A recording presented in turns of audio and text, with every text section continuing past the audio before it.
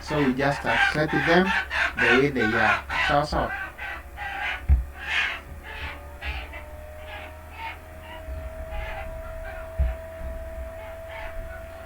So I think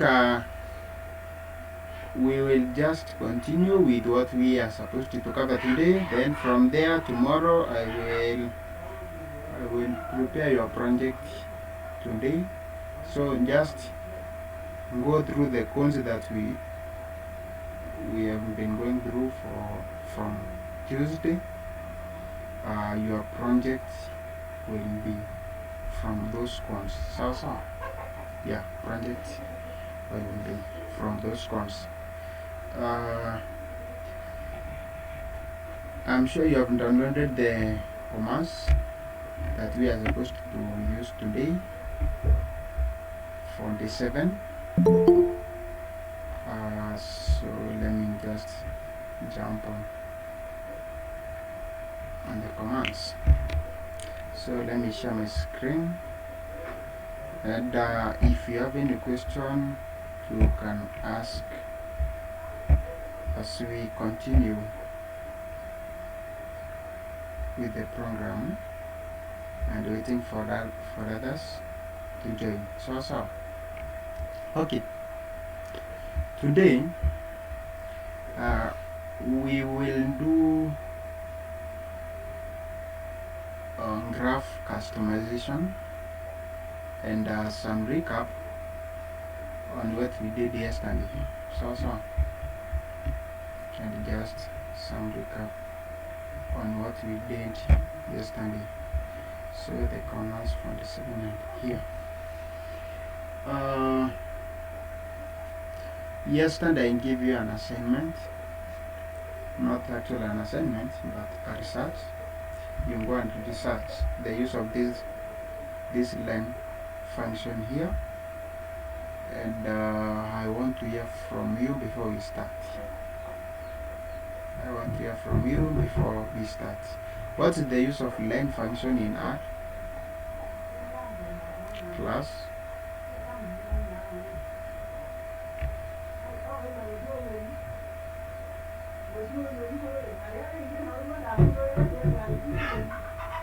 I want to hear from you.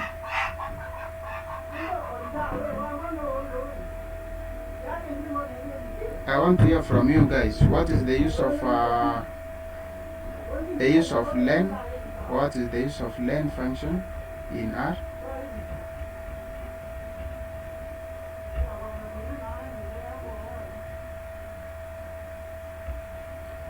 What is the use of len? Okay, let's just continue. I understand the environment that you are in may not be favorable. So, len is just used to specify the length of a variable regardless of the dimensions. Regardless of the dimensions. Now, yesterday we did the lattice package, and today we are just doing a recap on the same. Then we see how we can customize graphics either in lattice package or in ggplot2 package by customizing. Okay, what is customizing? Before we continue, what do you understand by the name to customize? What is customizing?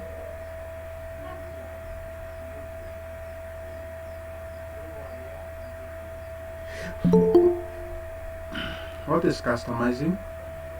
Customizing is just to make a change, to make a change in graphics. As far as graphics is concerned, for our case, so customizing graphs is just making changes either on x-axis, on y-axis, or on the or somewhere inside there. So that is just what we call customizing. That's what we call customizing. This is a strip plot. Strip plot, we can call the package before we start, so I expect you call these packages before we start. So we call library what? Which library are we calling? We are calling library lattice. So which other library are we calling?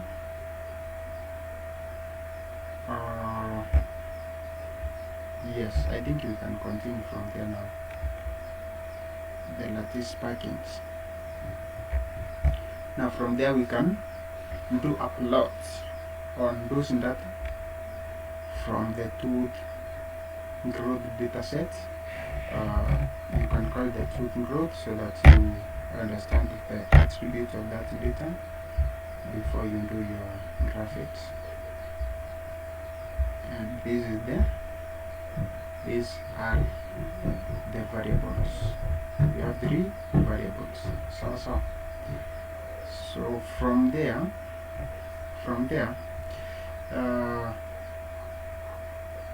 Gita, this is the color. PCH command is used to describe what, or to define color or symbol of graphics. Then we have what we insert on the X lab or the x-axis and the y-axis. So when we run this command here, we will just have a strip plot of our graphics. A strip plot of our plot, I mean. So then from there you can divide the paddles. Remember we had 3 doses, dose of 0.5, dose of 1, and dose of 2. From this type of data. So this is the layout. I'm sure you remember this. This is what we did yesterday, isn't it? So it's just I'm just rushing until we reach where we are supposed to start today. We have a density plot. Density plot in lattice package. Let's have it here. Density plot. We are plotting length of the whole tooth growth data set, and we are plotting what? We are plotting point only. But check here, when we have plot.point is equals to false, I'm commanding or I'm directing my compiler not to include point in my what? In my graph, in my visual. So yes, so you can see we have the density plot. Remember the density plot, the syntax is we use the density plot function, this function here, and you are good to go. We grouped this drawing based on doses, and we did also auto replacement of those particular density plots per pandas. So yes, so these things we did them yesterday here, as you can see. From that point we have the histogram. In this lattice package. To create histogram using the lattice package, the syntax is simple. You just apply histogram, then inside the histogram function, then this braces function. So the syntax is you start with the length of data that you want to capture in your histograms, and the data set. Then from there you can have the bandwidth or the break per bars that you are going to use in your histogram. So then you can just run your part. Remember, this syntax, the syntax for histogram is like this.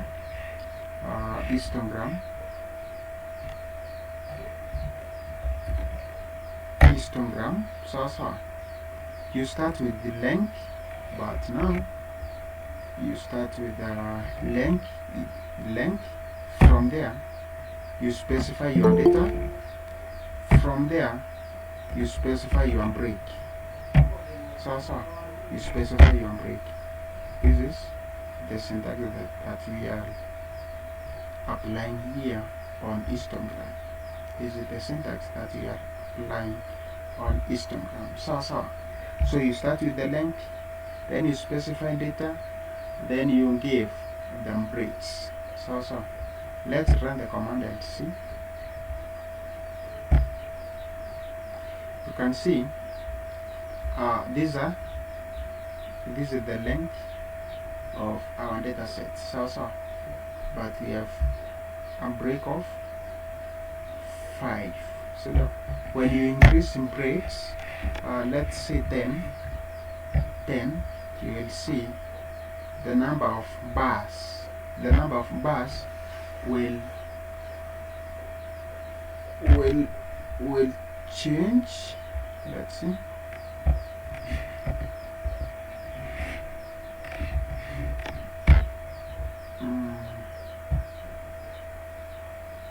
Yes, you can see when you break your data into 20 bandwidth, the number of bars that are forming your plots or your visual will increase. So suppose you use 1. Suppose you use break of 1. What do you think will happen? You will just have 1 bar for the whole data set. But for our case, I specified 5, and we run the command here. So this is the syntax that we applied there. Another thing we looked on is the legend. How to add legend either from either at the top left corner or right corner or middle of your plot. So or middle of your plot.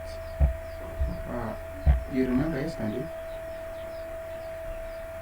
when we end this kind of plot here, and we said when you want to update a legend, you must execute the original code that produced your, or that gave your visual without legend. Then from there you can update the legend. So you can update the legend. Let's see. We want a legend here at the top right, for example. I remember we explained these things in St. Clair study. So now when you want to update this type of legend here, you cannot update while this drawing is still in this output. So you have let me show you.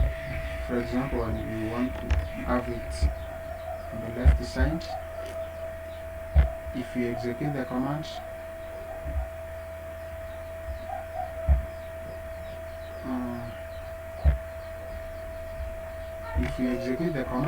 you see you will have to. But now if you want to update that code, you have to execute the original code that produced what? That produced your visual before inserting any what, any legend. So I think this was here. That is it. So that if you want it to be on the left side, you execute this command here. So you remember we did the modifications on this type of modification on this type of legend, where you can set the distance from the margin. For example, so that you can set the distance from the margin. Insert function was used to remove the legends from this margin. From graphics, and it pops in, and the legend popped in. Let's see.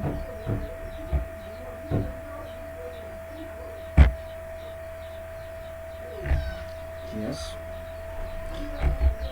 Now the insert is used to specify the distance from this part here. So from this part you can have a distance that is more. Let's see. If you have 0.07, let's see, you can see we are having the legend popping in. This is what we did yesterday.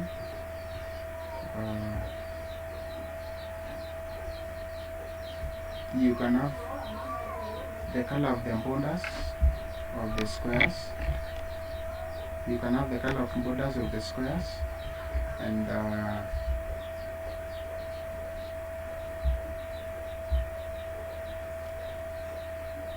check on this one here. Tell me the difference between this legend here and this legend here. This was not for that part. Okay, we have a bar plot here for empty cars. This plot. But now we want to add the legend. So you can add legend of these colors here. So you can have legend of color 3, color 4, and color 5, and color 5. We inserted legend of 3, 4, and 5 to specify or to help the individuals to understand what is inside your visuals. So what is inside your visual. We had the colors. Remember the use of field function here. The use of field function here is, check here, we have from 2 sequence of numbers from 2 to 4. These are the same sequence number that we have used to produce our graphics here, from 2 to 4. So from 2 to 4. Now when we apply fill function, we are telling the compiler that or we are directing the compiler to use the same colors, that was used to produce the bar plots here to be present in our legend. So to be present in our legend. Border is a function that is used to we have used the border here to specify the color of the legend. Let's see. For example, when we have at that point here, and let's close and see what will happen. You can see what we have is 3, 4, 5. So this is our legend. So this is our legend. But now we want to include the borders. We want to include the borders. I want you to see the difference between them. If we include the borders, if we include the color of the borders to be black, you will notice that the first let me show you.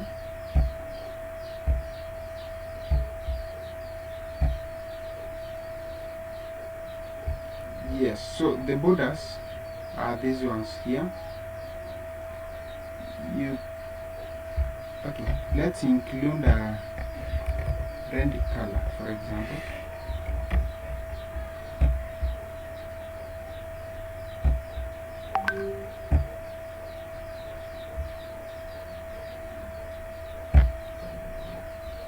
I think now you can understand what I mean by border color. The border colors is the color that is used to border the squares that is used to form our legend. So yeah, because they are used in black, and this color here for the main frame is black, so the others are black, so you would not get the difference between the two. So if your plots have shading lines, you can also add them to your legends. You can also add them to your legends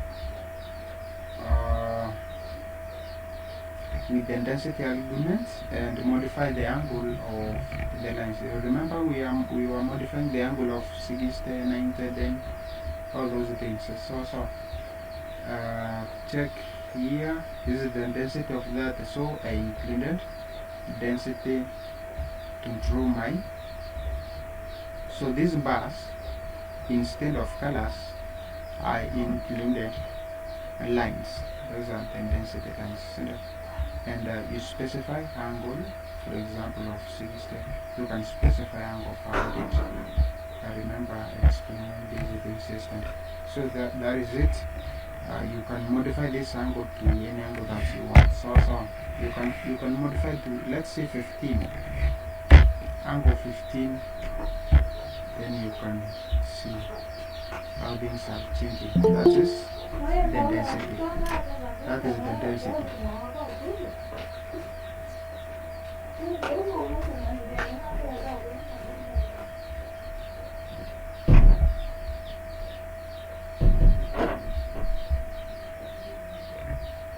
From there, I remember very well we added the legends.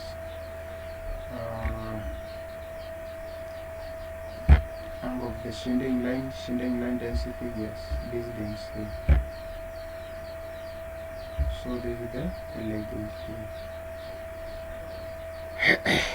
And you can have legend here with these lines, but with a different angle from this one. See that? Because you are specifying a specific angle here, and the bar plot and the legend, you can specify any angle. So yes. From there we did legend titles.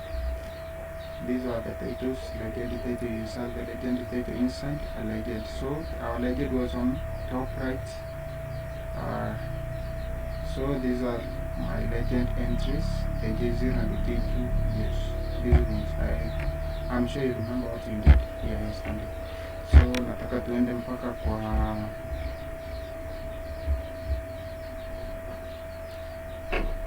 customizing. You can specify the width. You can specify the width, type, width, and the color of the box or the legend. our plot one, let's see it. This was our plot one. We added a legend. So we added a legend of the 0 and the J2. Then from there, this is line type of the box. Remember, the lines have different words. They are assigned different numbers. For example, line number 1 is different from line number 2, is different from line number 4. So it's upon you now to understand which line is represented by a specific word, by a specific numerical value, by a specific numerical value. And you remember so the colors have different names. Colors have different names. Not different names, they have different, they have been assigned to different numbers. We have colors from number 1 up and back infinity. Even color 100, I am not sure of the maximum color length, but you can do it at your own time. So this is the legend under that part. From there you can remove legend box line. I want you to check here what is the difference between this one here and this command and this one here. What are we sharing in common? We don't have the box line. See the box line. We don't have the box line for this part here. This is n. See the null part. So yeah. So remember, you have to execute the command that produced the original visual before executing or before updating your legend. So you just go through this part here up to, yes, this is what you are supposed to do today. But I think that recap was enough. So we are going now to customize what? Plots. We are going to customize plots in R.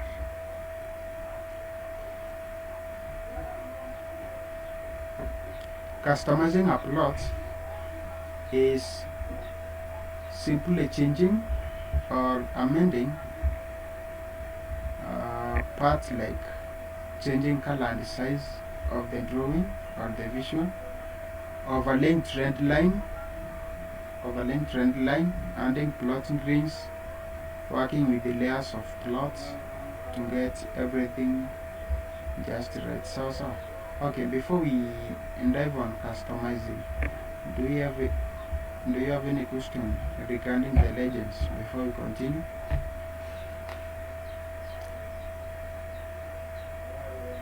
Before we continue, do you have any question? Mr. Benson, do you have any question? No, sir. Okay, Mr. Maina, Dominic Maina. Dominic Maina, do you have any question?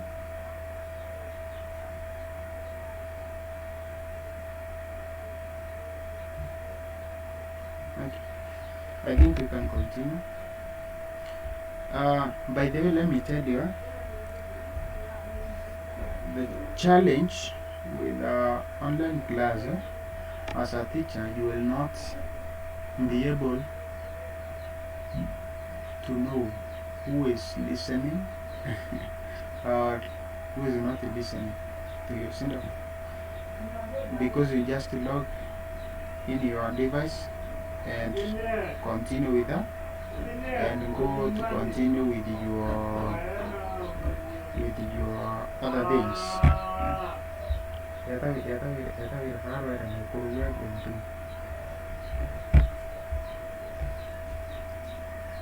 So from that part, I just believe you are listening. So I just believe you are listening. I think now we can dive on customizing plots and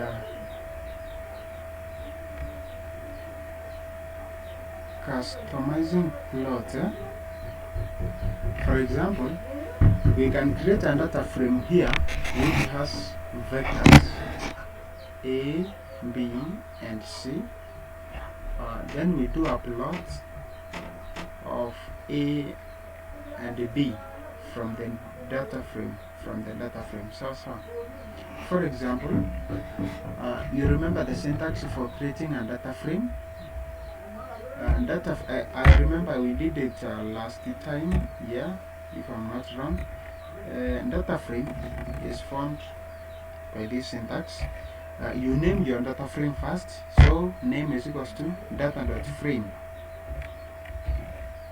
Data.frame.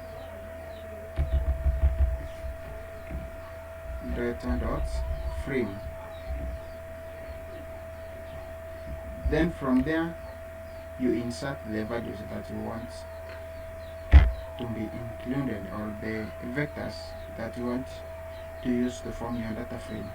So for my case here, my data frame is called df. So df is equals to data frame of vector A, vector B, and a vector C, and a vector C. And a vector C. From there, let's see.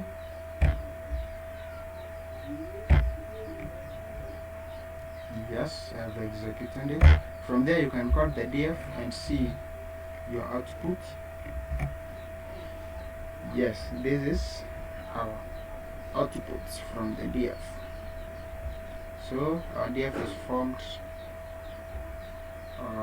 by 3 vectors. You can see a vector A, vector B, and a vector C. So from there you can plot just a normal plot, a plot of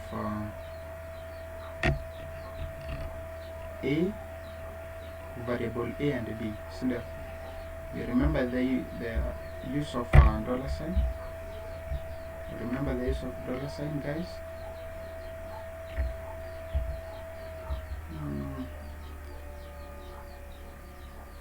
Yes. Now, plot df, then specify which value you want to plot. I want to plot A. Now I just type what? You just type plot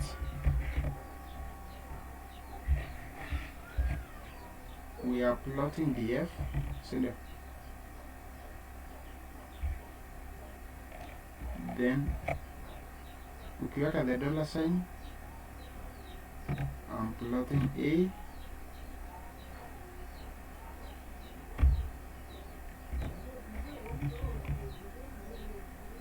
and B. So you can just plot that way. That's it.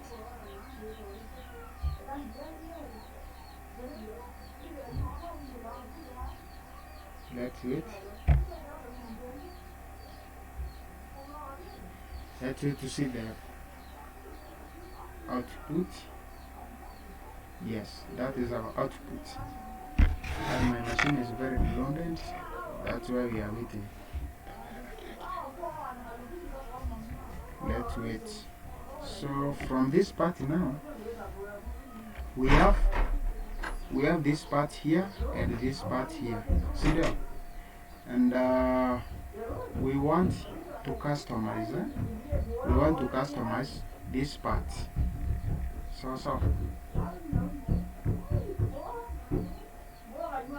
we want to customize this part.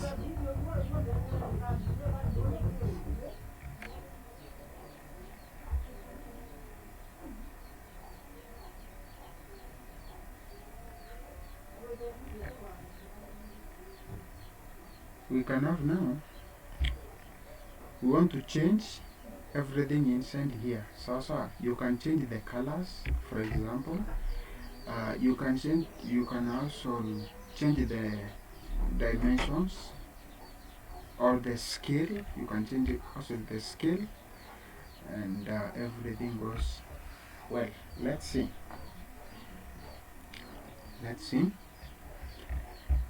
Okay, let's execute the code, then you learn the what? The output.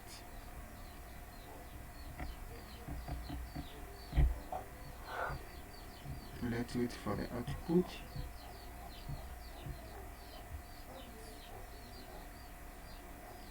Okay, we have the output there. You can see we have changed the values or the point shape that were inside this part here. And also the scale on y-axis and the scale on x-axis, for example. And we have the color here. We have assigned, or we have directed the compiler to assign, to change the color of our point to blue. What is the syntax? The syntax is very simple. If we plot up to this point, if we plot, this code here is the same as this one up to that point there. So you have changed the column, not the column, the color of the point to be blue. Yes. Then the scale of x axis, the x limit, to be direct from 0 to 8, and the values, or rather the scales on y axis, to be from 0 to 8, as you can see here. So I think up to there we are very correct. Then we have gone ahead and changed the color, that blue color now.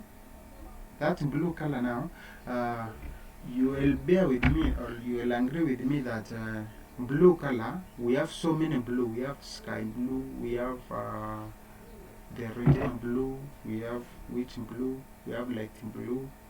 Now, in our programming language, those colors, they have been assigned to different numbers, the different numerical values. So that is why we have the PCH of 25 instead of the PCH of 25. And you can, this color is the light blue instead of. Then CEX. What's the use of CEX? Kuna pali tumepata the CEX in our program. CEX function. I want to hear from you.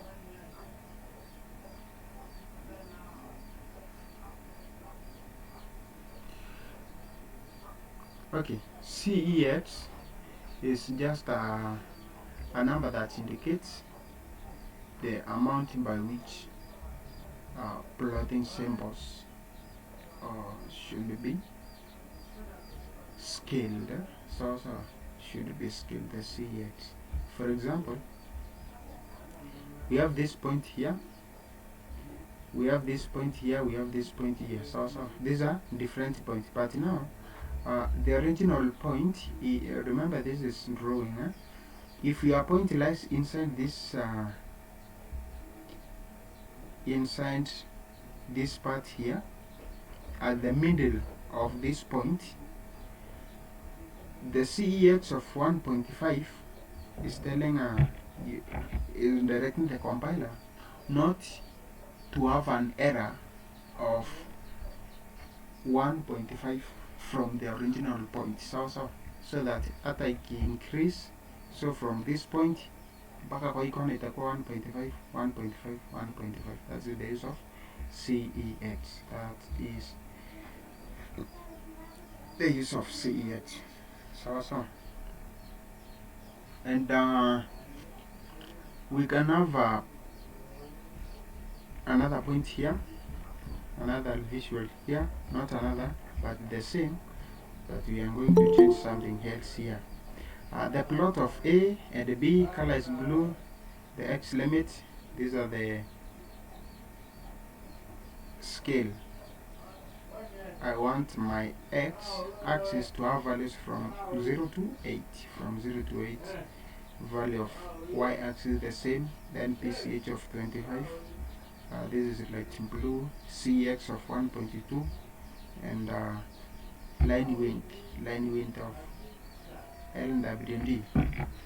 What's it? Okay, before we continue, what is the use of LWD function?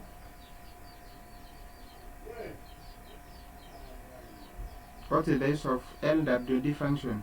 Where is Miracle? What is the use of LWD? Malvin, what is the use of LWD?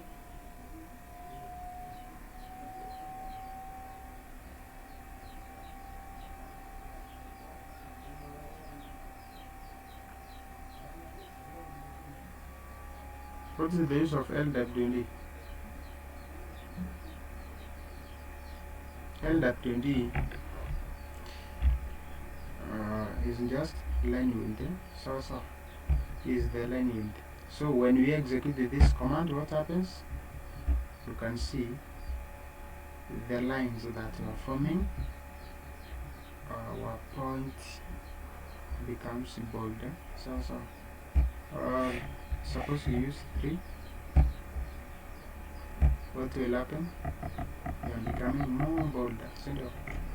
Yeah, that is it. So the second set of points,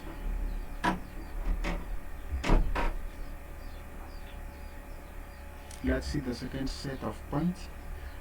You can have a point A and C. Let's now combine point A and C from our data frame DF.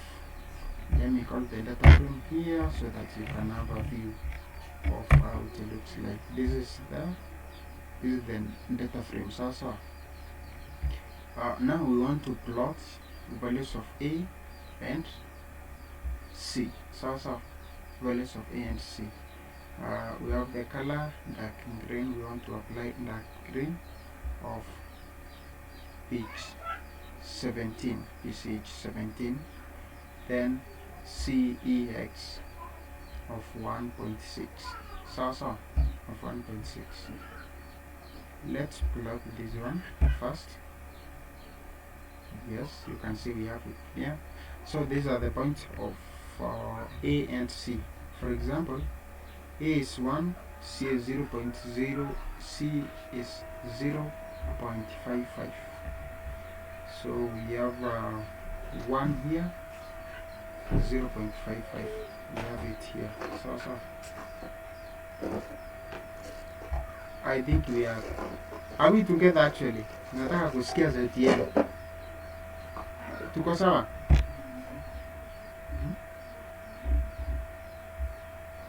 Yes.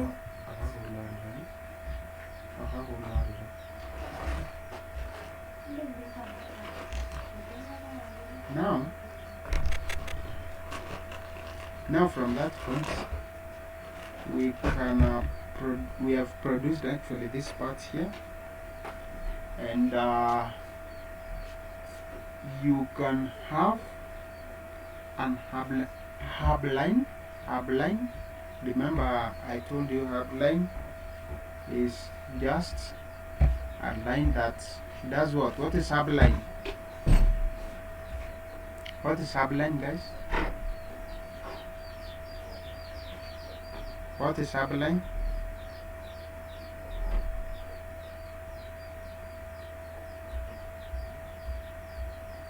What is upline?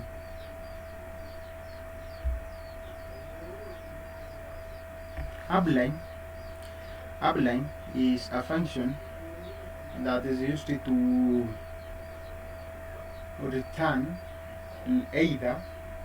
So I will answer this question in two dimensions. You can just draw lines in a graph like this using the upline function, or you can use upline function to return line of best fit in regression analysis. So yes, in regression analysis. For example, this one here, this is upline of horizontal that's why we are using the H. So H stands for horizontal as far as upline function is concerned for our case. So then from there you can specify the color of your lines. So this is color gray. That's why we have these gray colors here.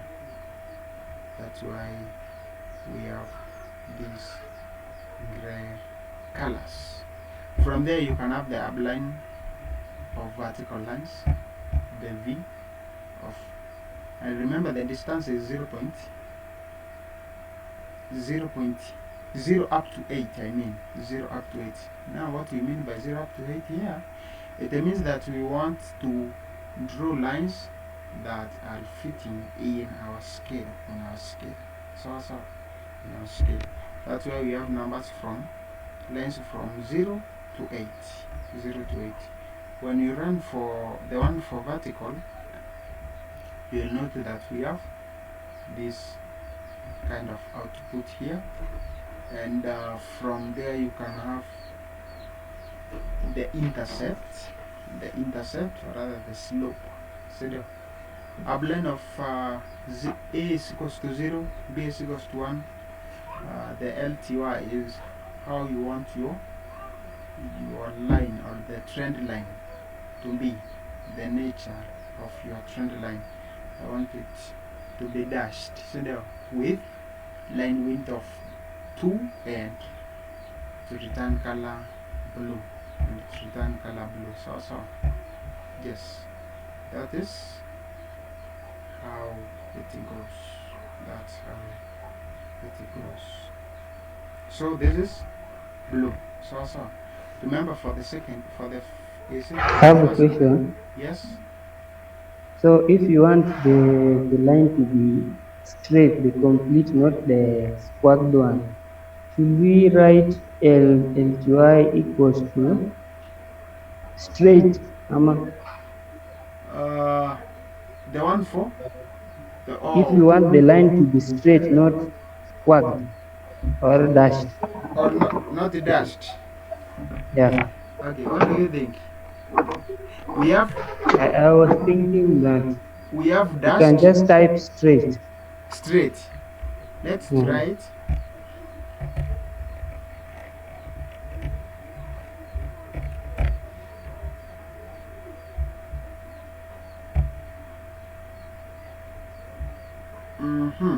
I want you to tell me the possible combinations of LTY function in R. So LTY in R, and I will tell you, and that will tell you. I know one is dashed. The other one is huh?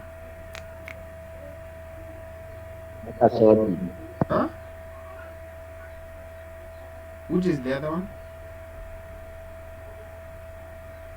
Solid. Pardon? We have another one that we call dotted. I'm saying solid. Yeah. Actually, solid. We have dotted.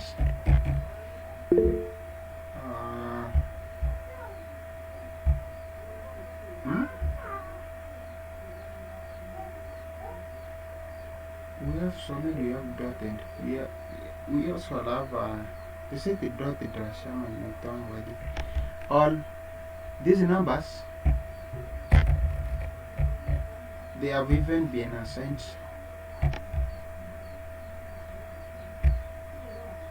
They have been assigned numbers. So for example, number one is dot. Is it dotted one? You can check the values from 0 ukiendelea from 0 1 LTY of 2, for example. You can see which one is that. Are you seeing the difference between these lines? We can have three. We can have three. I think you can see the color is changing. So the other one was kuna ingine ilikuwa inaitwaje? Blank. Yeah, it was blank. That's it.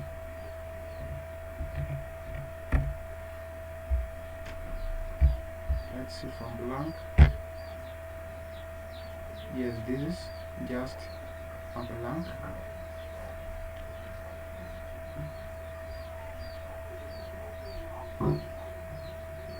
This is a blank line. So I think you are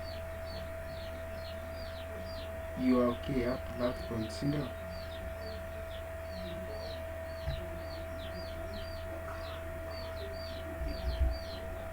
Is the question answered? Is the question answered, please? I want to hear from mwenye ameuliza. What's that question? Sawa.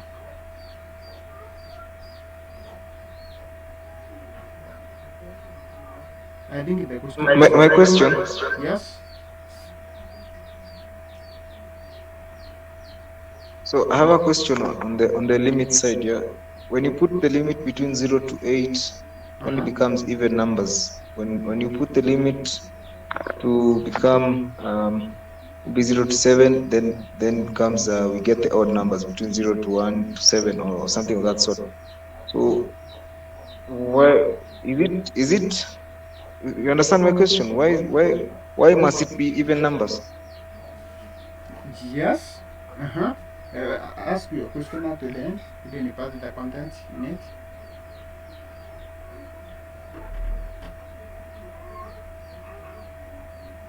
Yes, Yes. Benson.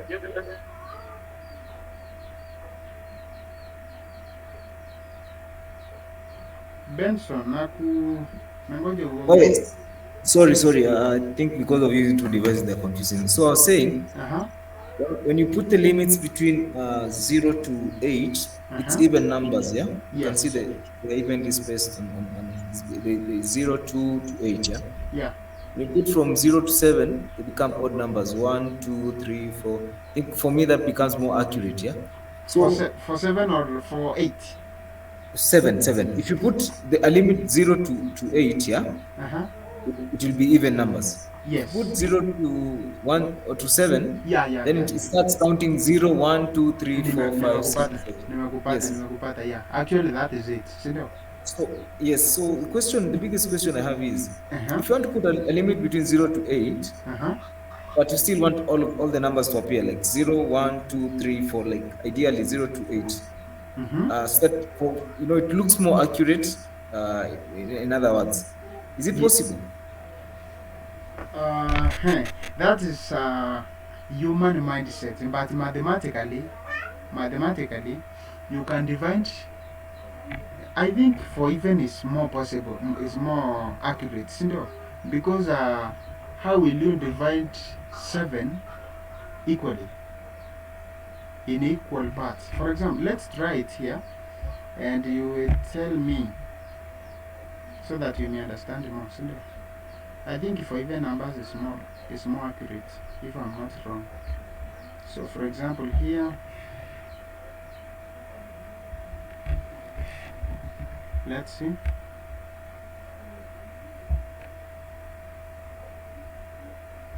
Oh, it will not work out until I.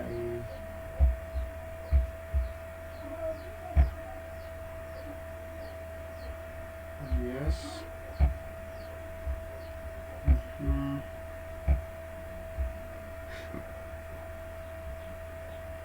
Change the limits at that particular point. at Zero. for up The second command. for uplining or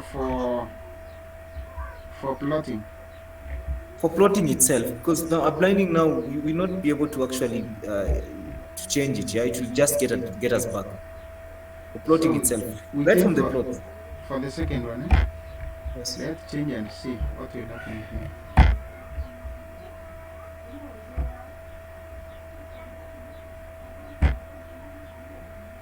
Mm-hmm. We have 7.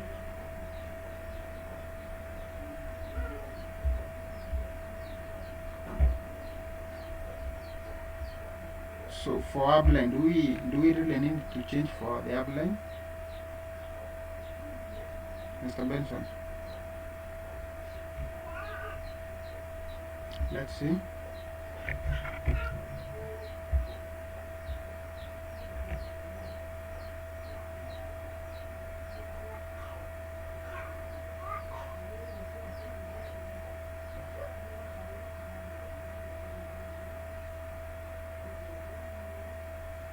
Okay.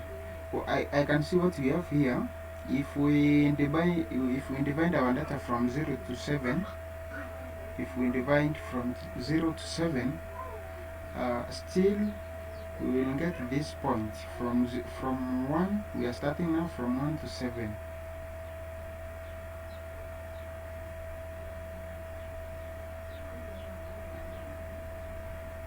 I'm not getting that question clearly, actually. The question is okay. I'm just saying, Uh-huh. in our case, Yes.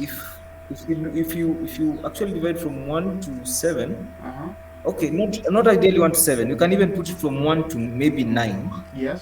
because I'm just trying to avoid the even number being at the end of it all. Because if you put an even number, everything else becomes now an even number.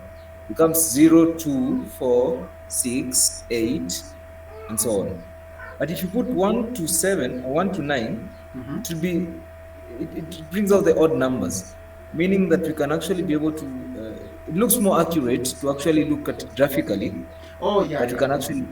Yeah, that's what I'm trying to say. No, So, is it yeah. possible if you're using limits from 0 to 8, you can actually have these other odd numbers coming in? That's the question. Wait. This is graphics. Because I've understood your question. Because if you check here, for example, we have values from, for example, from 0 here. We have an upline from 0 here. We have this point from 1. We have this point from 2. But if we apply even numbers, even numbers, uh, these numbers here may not, you may not see them accurately unless you record again, unless you do more coding. I think that Exactly. Sidio.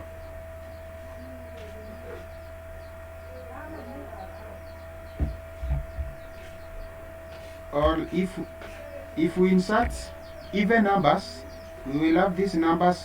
For example, for 1, tutakuwa na another line here, sindio? Check here. If we have 8 here, yes. Actually, unaona kwa hizo limits huko juu, Uh-huh.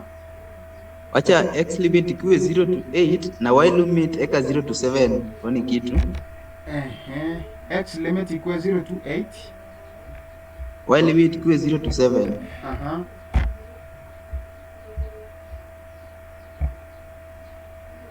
Sasa unaona kwa y tuko na 0 1 2 3 4 5 up to 7, Yes. but huku chini tuko na 0 2 4 6. How can we insert this? Why is it that 1 3 and 4 are not in the x axis? 1, 3, and 4. 1 3 5 7, yet the odd numbers are not present in the x axis, while on the y axis we have both odd and even numbers. studio. So ukiwa count, I think it's undivisible to use only numbers, sindio? Ili ikuwe ina include all odd and even numbers, sindio? But here you will you ideally we have 1 here between 0 and 2, sindio? We have 3 between 2 and 4, sindio? For our case, our 3 will be here. But it's undivisible now, as far as this question is concerned, to use only numbers, sindio? Yeah.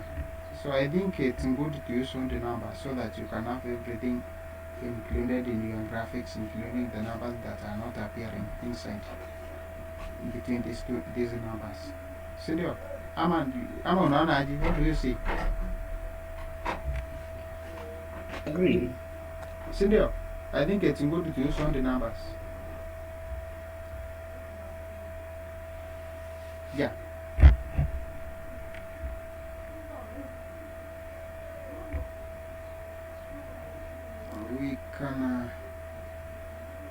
We can customize now categorical axis.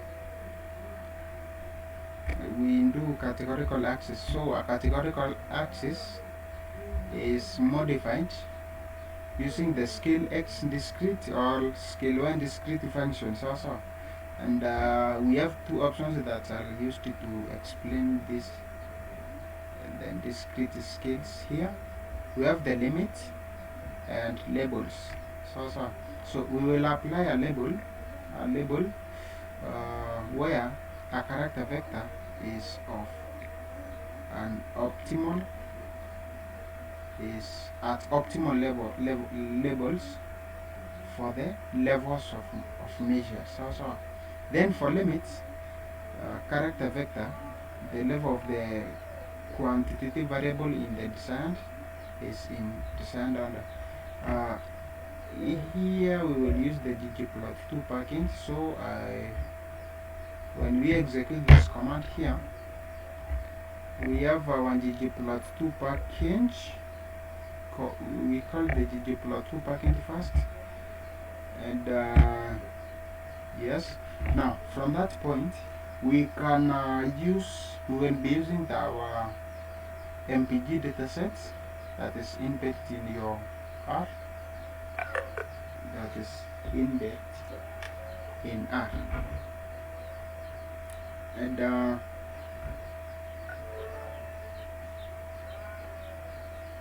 you can have a view of the MPG dataset before you do plotting.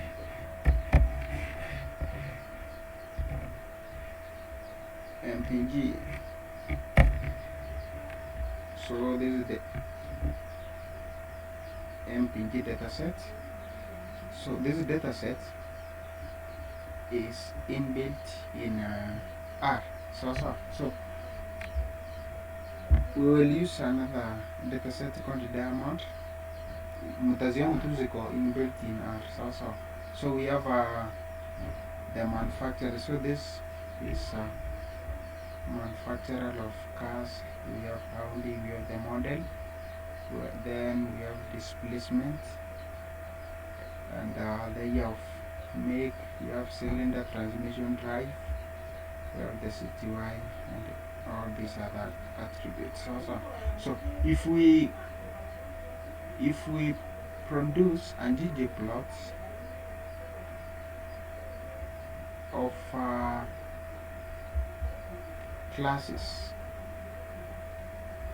classes in these datasets,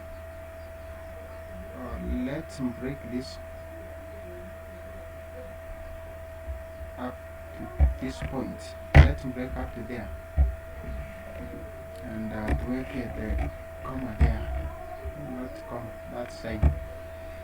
If we run this command,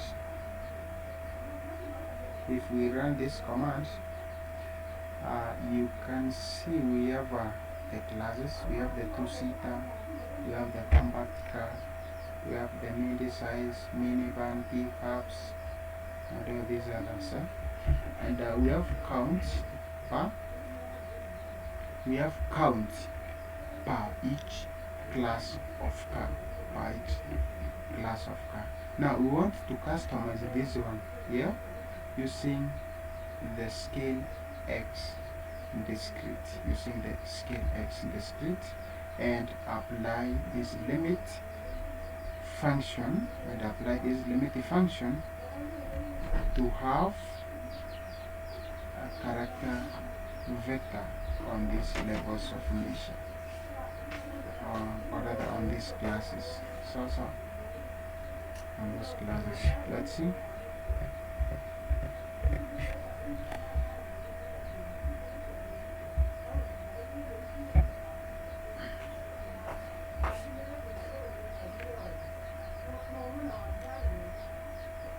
What we have here is the count. For example, this is pickup truck, this is sport utility vehicle, this is minivan. See, I have done what? I have customized that particular uh,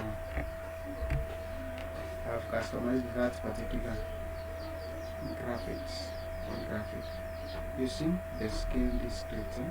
So where we are on our class, the names,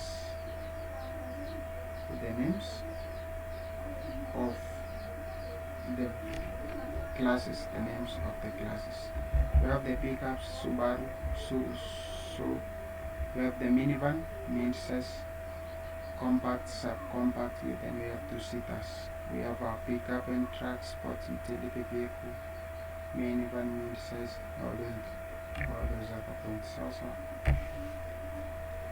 Yes. Now we can have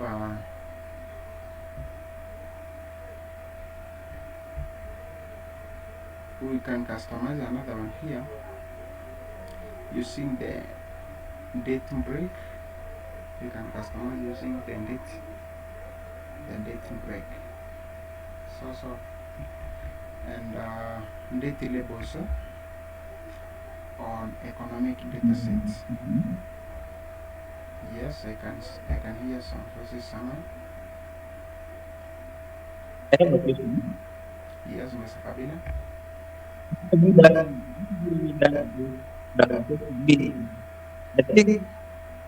next president, the black people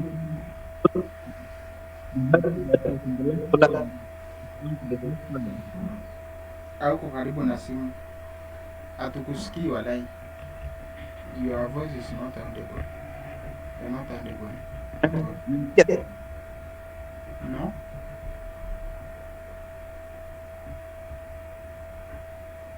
Hello. Yes. Unanisikia? Yeah. You're okay. Wanafanya wasema you played because at the graph. Hey! Kwani uko wapi Mr. Kabila? You are not audible at all.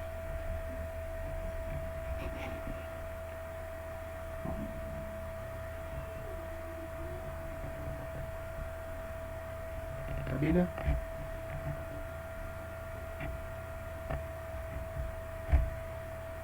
Sasa nasikika. Hebu jaribu kuongea. Sasa nasikika. Yes.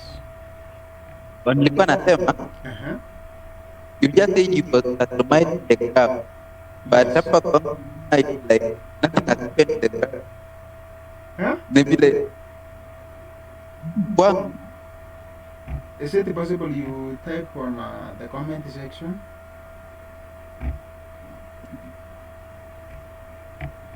unisikii kabisa. Unaongea ukikatakata. Ama ni mimi nasikia vitu zangu? Mr. Benson, unasikia venye Kabila anasema?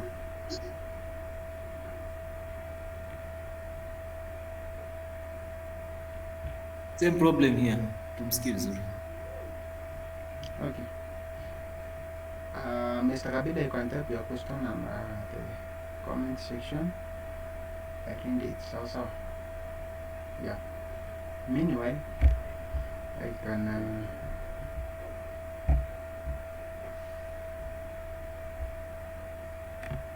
I can we can continue.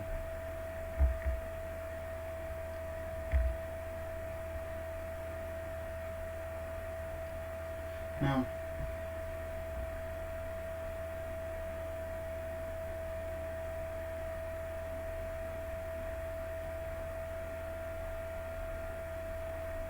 we have two functions that we are going to apply here on the data axis, and the data that we are going to use is the economic data set that is inbuilt in your what, in your RStudio.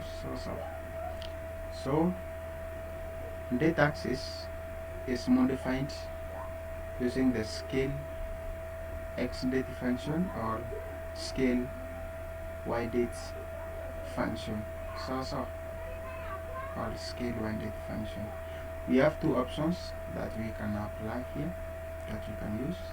We have the date break. This is a string giving distance between breaks, like for example, you can give a 2 week. So you are trying to customize this plotting such that you are breaking after every 2 weeks. So after every 2 weeks, the data that will be present in your storage will be taken to produce the graphs. Or you can say 10 years, for example, or you can specify any that you want. Then we have the date labels, a string giving the formatting specifications for the labels. I request you call the economic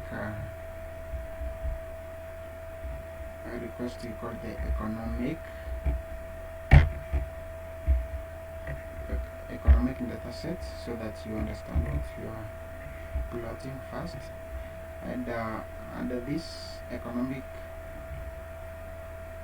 data set, we have the date, we have the PC, we have the daily population, we have the PSAVAT, we have the unemployment,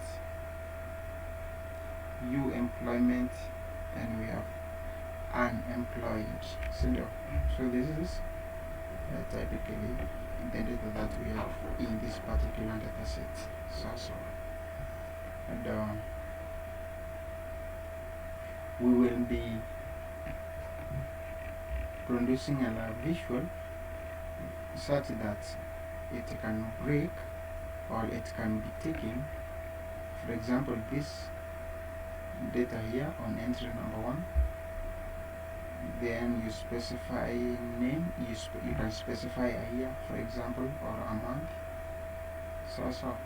Then it takes the next data, and everything will be okay. Let's see, for example, here you remember the ggplot2. Remember the ggplot2 syntax. You apply the ggplot, then you give out the data.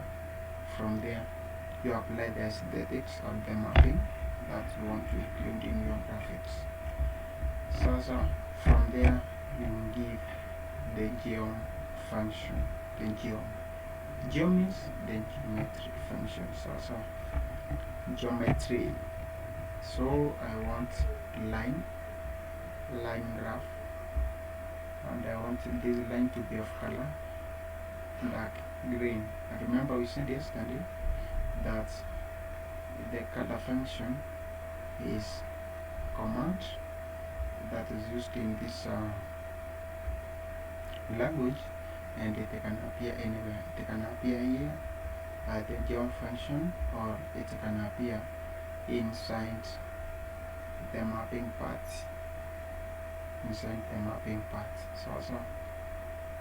Or anywhere, it can appear even here. It can appear even there. Now you will understand that our data set has how many years? As This is 1967, 67 from January mwezi wa saba, sindio? Kuendelea up to, we have how many rows? We have 564 rows. It means we have 564 months plus 10. That is 574 months in our data set. And from there, you can divide it by 12 so that you can see the type of how many years are present inside here. So that is 574 divided by 574. Let's see, 574 divided by 12. We have it is 47 years. You know? So from 47 years now, we want to have a plot that will be picking data after every 5 years, after the 5th year. So that is our dating break. That will be our dating break. So yes, so that is how this part here means. I want to break it so that you can see. Okay, we have this part here. This is ggplot, a normal ggplot from economic dataset as datics x date. So my x-axis to accumulate date and y-axis to accumulate unemployed people. So from there plus geom, I want my operations to be done or to be concentrated more on point. So on line. So this is a line graph. So then I want my color of the line graph to be dark green. Up to there, I think you are very okay. Then from there, we apply this scale.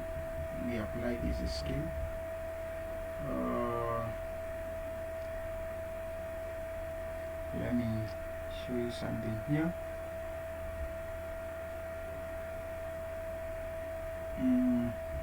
Yes, this is scale x data. I want my date to break after every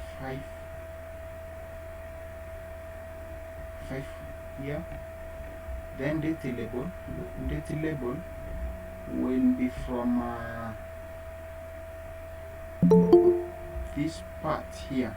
So when we say b percentage of b minus percentage of y in R, we want to return the label of that specific date.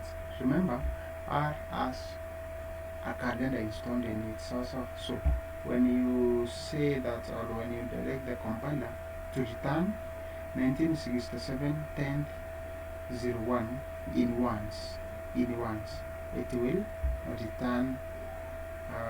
For example, this will be October. This will be October. So the compiler will return October instead of the whole date. So that is it. So when we execute the command, let's see what we get.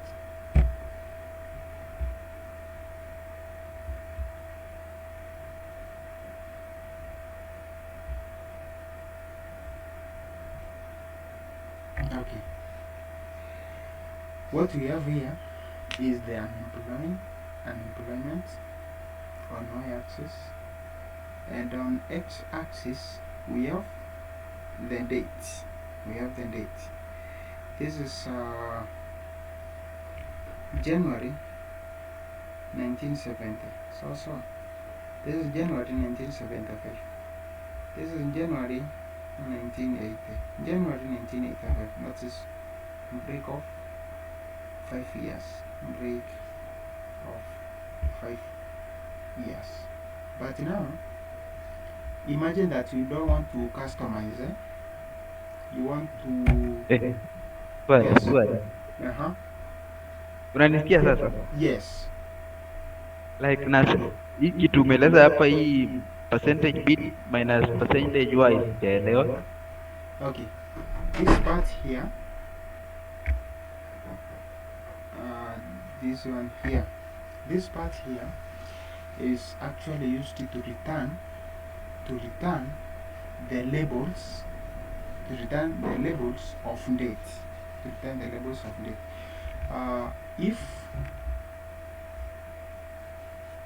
If our operation lands, for example, on entry number 7, so on entry number 7, so this is how, so we are expecting to get this as our answer. For example, 1968-01-01. Now I'm directing my compiler not to return this date, but to return the name of the date. So the name of the date. That's why you note that on x-axis we have names of months instead of these numbers. So and remember, even here, let's see, on data labels, on date label, this is a string. This is just a string giving the formatting specification for the labels. So are we together? Yeah. Yes. Now I want us to do this part here without breaking this part. So without breaking. How do we do it? You just apply ggplot. I want you to check the difference between this one, which has been customized, with the other one. So this is ggplot.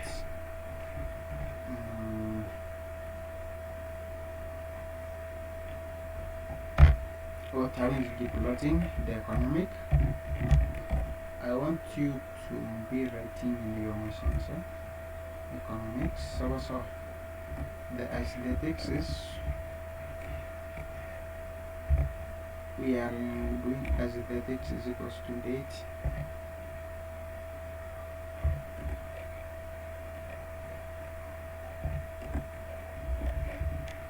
Aesthetics is equals to date, and y is equals to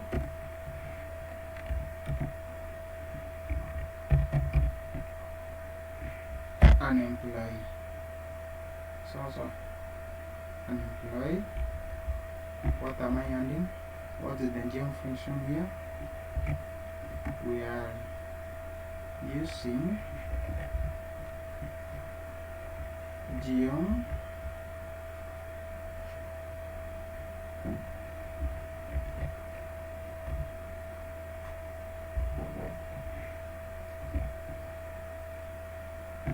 let me break it.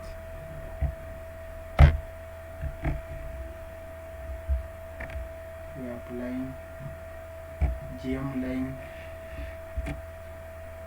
and we have a color.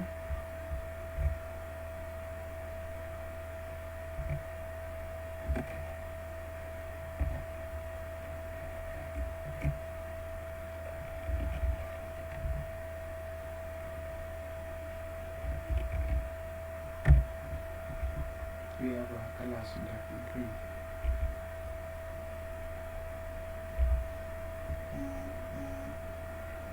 Then from there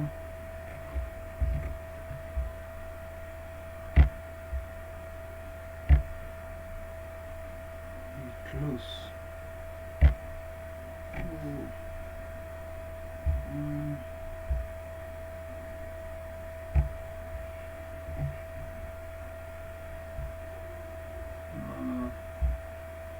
Just a minute.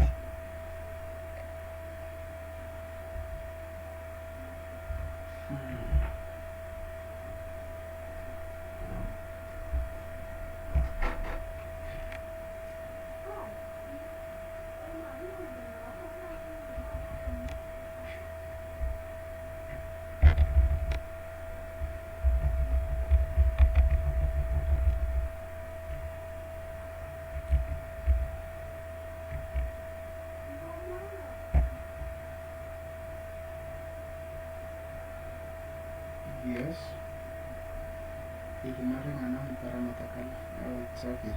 I think now you can see what you have here is 1970, 1980, 1990, 2000, 2010. So we don't know. For example, we haven't we have not applied break function here. It means we have not customized this part. So you can compare that part and this one here, and you will note that we have there are differences. There are actually differences. Another thing, you can specify the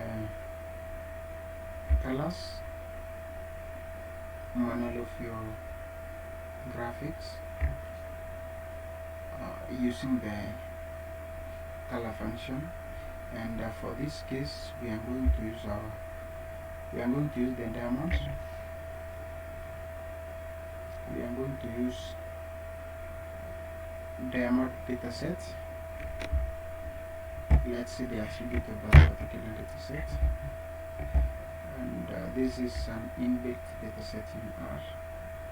We have the cut, for example. We have cut, we have these are just attributes. We have the colors, we have the clarity, we have depth, we have table prices, X, Y, so. Now my graphic under this on this example is actually a plot of clarity based on the cut. For example, you can give the S12, S11, VS1, VS2 and VS2 different colors, then you plot by colors on cut. So by colors on cut. Let's see. Yes, our DJ plot. Okay.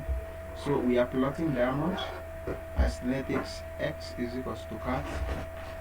Fill the clarity. Now I want you to tell me what is this fill, and we don't have fill here. It means remember, for example, we have reduced to X is equals to this part, Y is equals to, for example, clarity. But now, what is the use of fill function in this part? What is the use of fill function?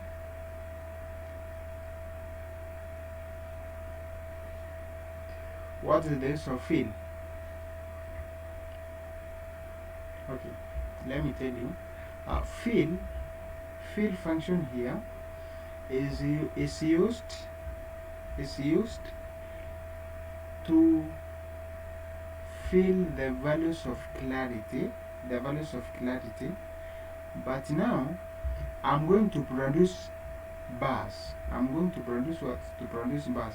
But now the values of clarity here, I want to use them inside my bars. I don't want to have clarity on this part, on the y-axis.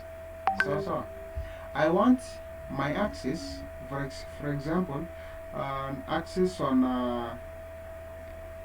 ideal, axis on the bar on ideal, to have all values of S1 for S12, for example, S11 that are in ideal, because I expect ideal to have more entries. Not necessarily that these entries appears once. So you have multiples. But now I want one bar to include all the possible values of clarity. That is why we are using the fill function to fill the values of clarity per specific bar. Then I want to have the geometric of bars. So I want to have bar plot, and from bar plot I want to scale fill manual. Fill here, fill here. I want to assign values under clarity these colors. So I want to assign them these colors. And one question may come: how do you know the values in clarity? How do you know the values in clarity? You just get the summary statistics of clarity. So the summary statistics of clarity, then you give those colors direct. Now you are saving these colors to a function C count values. We are going to use these values to fill these bars, to fill these bars with these colors, also, so that when we run this command, let's wait for the output. Yes, we have the output here, and I think now you can be able to tell. Let me scroll down so that you may be able to do this one here. Okay, under ideal,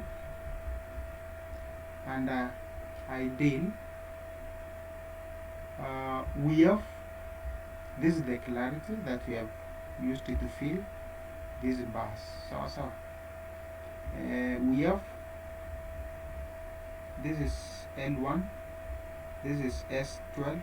These are colors for what?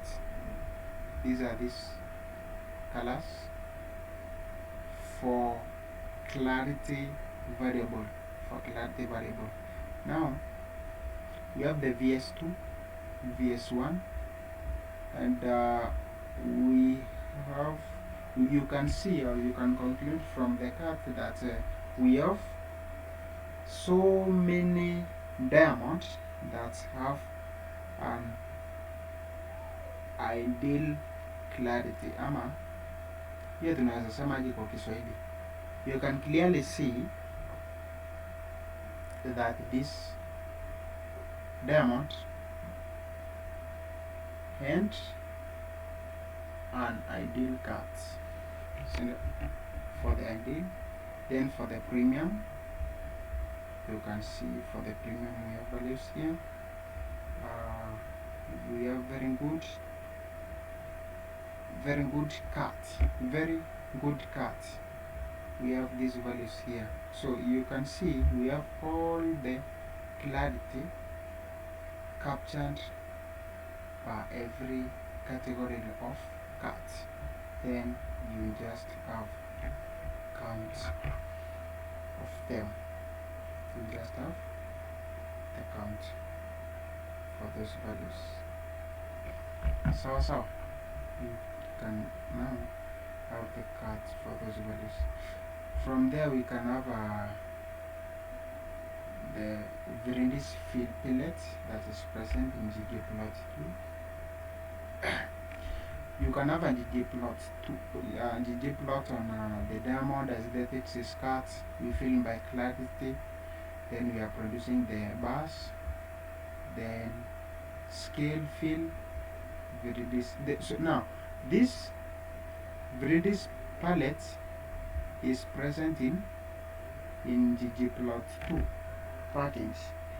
The Viridis is actually, it's like you remember yesterday when I was telling you that there are some packages that carry other packages. So there are some packages that carry some minor packages. So the Viridis palette is just, it acts like a package inside the ggplot2 package, inside the ggplot2 package. When you execute the command, what do you get? So this we'll just assign those entries by color at the fourth level. So now we can have the ideal cut and you can actually conclude that so many gold, not gold, but the diamonds, uh, so many diamonds, and a very good number and an ideal cut. Instead of compared to premium as you go down until the fair cut, you can say, this diamond and an ideal cut, this diamond and a premium cut. But now under those bars we have the clarity that is forming those bars. So do you have any question before we call it a day? I can see today tumemaliza mapema kidogo. Do you have any question?